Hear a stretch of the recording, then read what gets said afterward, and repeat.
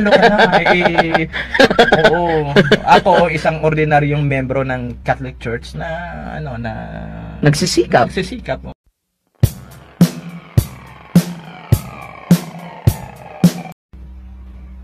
Yung isa sa mga hindi ko alam kung matatawa ako dito o maawa sa mga nagsasabi, pero until now itong paratang sa atin eh. Yung mga Katoliko daw, Father Jai, hindi nagbabasa ng Biblia. At saka walang alam sa Biblia. Anong pan mo doon? Ano ang reaction mo doon? Simple lang yung sagot ko.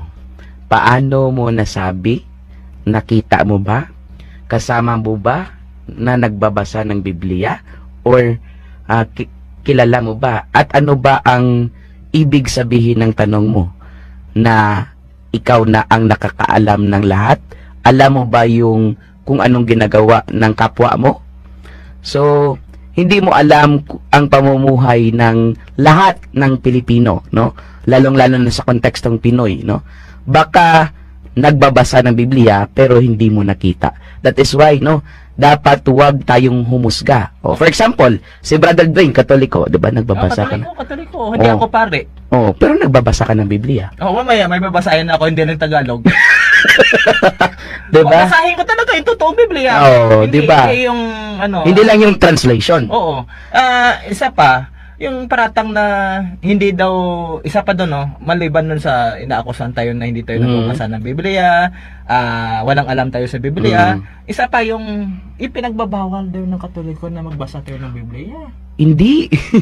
Actually, ini-encourage ko namin, no? Ito dito ulit. Dito tayo sa official ulit. Official tayo ulit. Dito po sa Catechism of the Catholic Church, paragraph 111 po. Ito pa, basahin po natin, Para official na talaga, Tingnan natin po kung totoo po yung paratang na hindi tayo pinapabasa ng Biblia. Ito po, Ito sabi ng Sacred Scripture must be read and interpreted in the light of the same Spirit by whom it was written. Ano pong ibig sabihin ng Sacred Scripture must be read? Basahin ang Biblia. Yan. Hindi ba tinuturo? Tinuturo ng simbahan. Yan. Marites. Fake news. Kasi may nagsusulsol. Ayan. Pero ang dinidiscourage, hindi po ipinagbabawal sa atin na magbasa ng Biblia. Ang ipinagbabawal ang personal interpretation. Okay. Dito po sa paragraph 86. Ito pong reminder sa atin, Ikaw na po, Father Jai, ang magbasa. I think paragraph 85 and paragraph 86 po. Okay, para mas klaro. Okay. Sige. CCC 85. The task of giving an authentic interpretation of the Word of God, whether it is written form or in the form of tradition, has been entrusted to the living teaching office of the Church alone. Its authority in this matter is exercised in the name of Jesus Christ. This means that the task of interpretation has been entrusted to the bishops in communion with the successor of Peter, the Bishop of Rome. Sa 86 po tayo. Yet this magisterium is not superior to the Word of God, but its servant.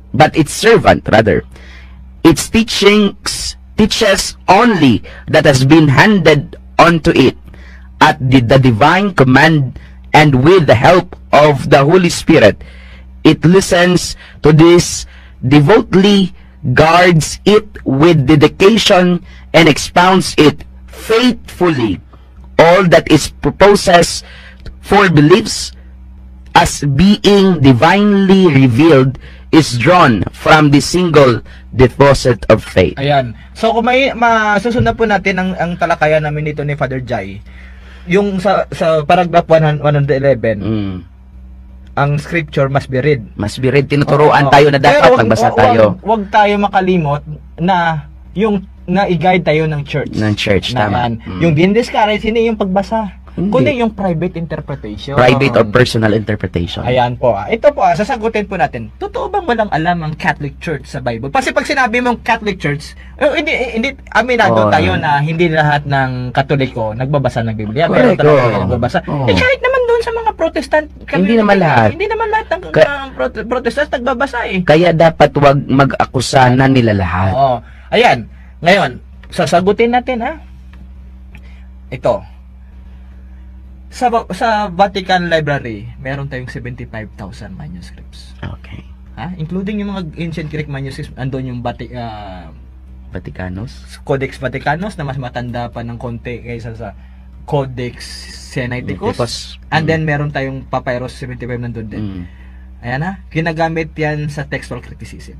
Pakita po natin sa screen, Brother Benny, yung courses po sa Biblicom. Ayan, titingnan nyo po ha. Yan ang itinuturo doon sa mga nag-aaral. Sa mga future scholars. Ito yan, tingnan nyo po ha. Philological section. Ayan po ha. Kita nyo po ha. Yan ba ang walang alam sa Biblia? Kung wala kang alam sa Biblia, hindi mo, paano mo maituturo yung textual criticism, ang Biblical Hebrew, Biblical Aramaic, yung mga Akkadian, Targumic, Aramaic, Syriac? Napakahirap pa naman ang grammar niyan. Hindi kasi, nyo, kasi nirelate lang nila sa translation. Yan. Yan. So parang ano po nalulungkot ako pag may namamarat. Kaya kailangan nating sagutin. Kasi may mga mahina tayong naniniwala doon na ganyan. Ayan po. Okay. Now, ito pa kung walang alam ang Catholic Church sa Biblia, bakit tayo nakapagsalin ng iba't ibang version? Correct. Meron tayong New American Bible Revised Edition. Maliban dun sa Douay Rheims, no? Meron tayong Jerusalem Bible. Ayan. Yung paratang na hindi ka nagbabasa ng Biblia, paano mo masasalin kung unang-una hindi mo binabasa? Correct. Paano mo matatranslate kung hindi mo binabasa? Di ba?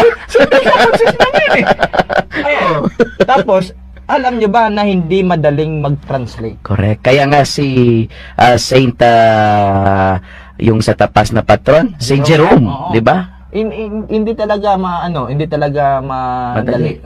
Ay, example ito yung Hebrew para sa iba mas mahirap 'yon kaya kumpara sa Biblical Greek. Pero pag alam mo yung dalawang languages, although mas parang yung sa una mas mahirap yung Hebrew yung Hebrew pagbasahin. Pero pagdating sa grammar, maraming mga nag-aral ng biblical languages na mas matindi yung grammar ng Greek. Ayan. Correct. Pag inasalin mo yun, kasi highly inflected language ang Greek. Ayan. Isang mali mo lang, mali na lahat yung meaning At kahit yung yung interlinear na ginagamit palagi ng iba, hindi yun sapat Correct. Nakakatulong somehow, pero hindi yun sapat. Hindi yun, yung kabuuan. Ito ngayon sa Pilipinas, gumamit lang ng lexicon, gumamit ng interlinear. Parang alam na lahat. Alam na lahat, ayan. Ngayon, patunayan natin. Hindi ba ang Katoliko walang alam. Hindi ba nagbabasa ng Biblia? Ito. Katoliko ka rin Biblia kay Bray Castot Gartensia, wala po itong interlinear Ito. Totoong talagang translation. Babasahin ko ito. Genesis chapter 1 verses 1 to 2. Ito po. May kahit paano mayroon akong kunting kalaman. Ito po. From right to left. Bereshit bara Elohim et hashamayim ve'et haaretz. Ito po meron pong sekta kasi.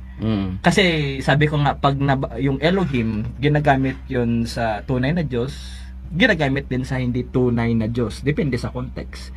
Yung panindigan ng isang religion, meron ako kasing narinig. Pag hindi mo raw mabasa yung word na Elohim emet, ibig sabihin ng emet is tunay. Pag sinalin yung Elohim emet is tunay na Diyos, hindi daw tunay na Diyos yun. Ito yung nagpapakita na walang alam talaga. Kasi pag nakita mo dito, wala namang emet dito Pero ito'y tunay na Diyos kasi meron ditong third person masculine singular, yung bara. Ibig sabihin, ito ay tumutukoy sa tunay na Diyos.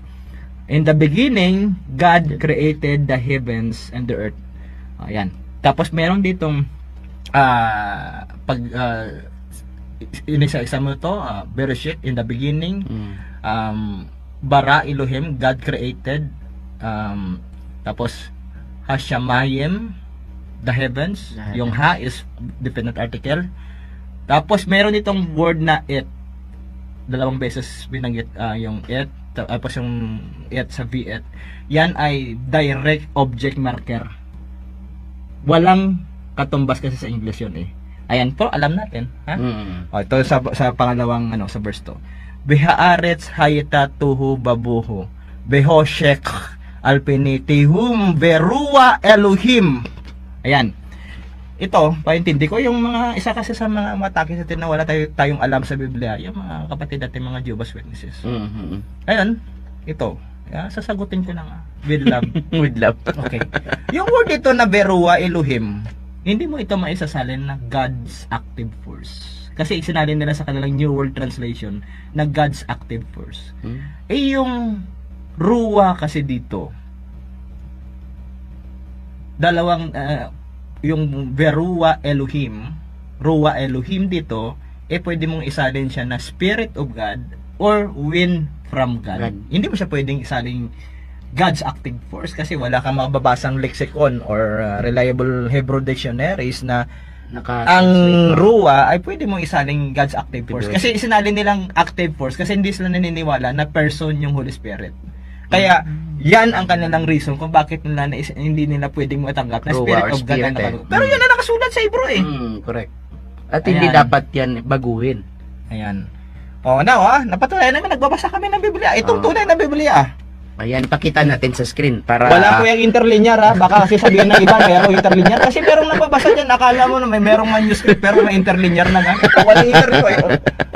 Nagbabasa kami dito ng Hebrew at saka Greek. Pero sa awa ng Diyos yan hindi atin yan, pero... Ito kailangan na nating sumagot. Kasi yung pinaparatangan tayo na wala tayong alam sa Biblia, hindi tayo nagbabasa ng Biblia. Ito, tunay na Biblia ang binabasa na. At least ikaw bilang Katoliko, hindi pare pero Katoliko, nagbabasa. Mas lalo ka na. Oo. Ako, isang ordinaryong membro ng Catholic Church na, nagsisikap. Kahit na kunti lang ang nalalaman. Okay. Sa awa ng Diyos ay nakakatulong somehow. At somehow siguro nakatulong na yun sa ating mga tagapakinig, no? Sa lahat ng maabot nitong ating program. To make His message known is our responsibility. So here we are to pledge our lives to the Lord.